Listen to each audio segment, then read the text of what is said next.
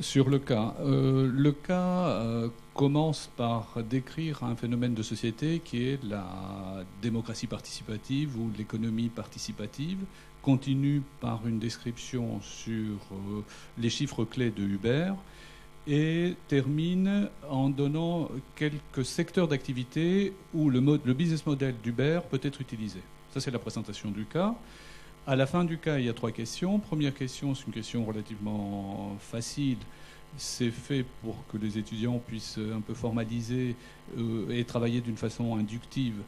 Je leur demandais de donner les caractéristiques au sens business model du business model d'Uber. Ça, c'était la première question. La deuxième question, c'était une question, je leur demandais d'imaginer leur propre entreprise à la façon d'Uber, dans un autre secteur d'activité.